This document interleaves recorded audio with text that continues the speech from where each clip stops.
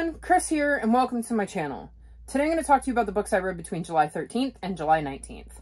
First up, I read The Secret Zoo by Brian Chick, and I gave this book 3.5 stars. In this book, we follow Noah and Megan, who live near the local zoo. Megan starts to notice the animals behaving oddly.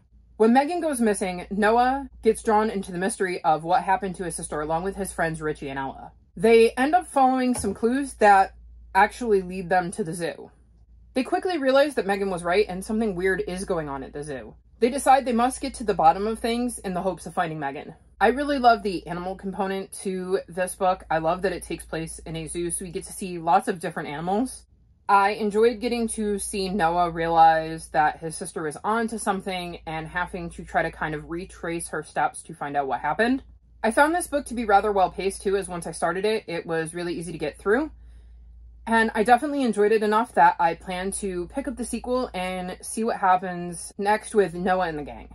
The next three I'm going to group together as they're part of the series, which is Darkest Night, which I gave 4 stars, River of Fire, which I gave 4.5 stars, and The Raging Storm, which I gave 4 stars, all by Aaron Hunter.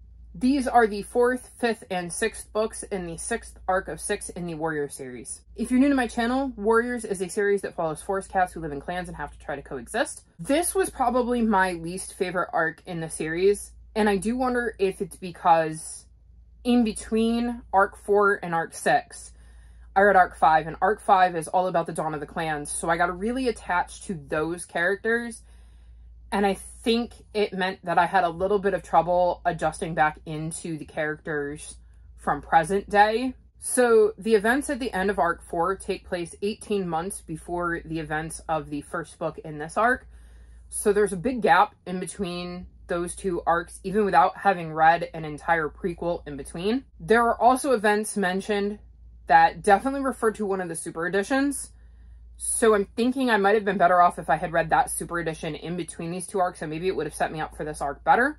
This arc also contains my least favorite character in the entirety of the Warriors series, which isn't my least favorite character because they're despicable and like the big bad.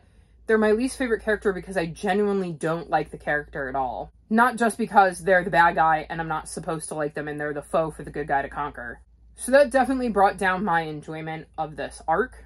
However, I really did like Alderpaw, who is the cat we meet in the first book, who kicks off this arc. So it did have that going for it, and there were other things about this arc that I did really enjoy, but talking about any of the Warriors books in any great detail is very, very difficult because you're always spoiling something that previously happened when you're this far into a series. I did enjoy the series overall, and I'm glad that I read it. And I'm looking forward to seeing what happens in the next arc and whose perspective we pop into next.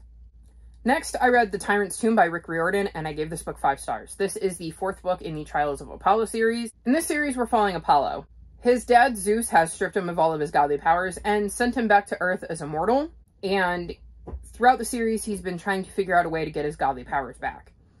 This series takes place after the events of the Percy Jackson series and the Heroes of Olympus series, so I can't really say more than that about what goes on in this series because huge spoilers for the other series that I mentioned. But I will say I love this series. Apollo, I think, is my favorite character in the entirety of the Percy Jackson universe, and I love this series. I love his sense of humor, and I am dying to get my hands on the Tower of Nero, which is book 5 in the series and is the last book, to find out what the conclusion of Apollo's journey is going to be.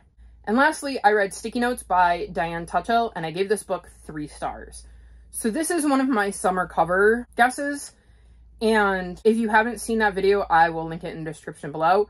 Basically, I did a 5 on Friday where I talked about 5 books on my shelves whose covers made me think of the season of summer. I did not read their descriptions. I just based my entire guess about the fact that their covers reminded me of the season of summer, with the idea that I would go into those books seeing if they were actually about summer. So I don't want to say what the book is about because I want to save that for my summer cover wrap-ups video. What I will say is I'm not quite sure that I'm going to stick with the 3-star rating. This book had a lot of things that I liked and a lot of things that I didn't like. I have very conflicted feelings about this book.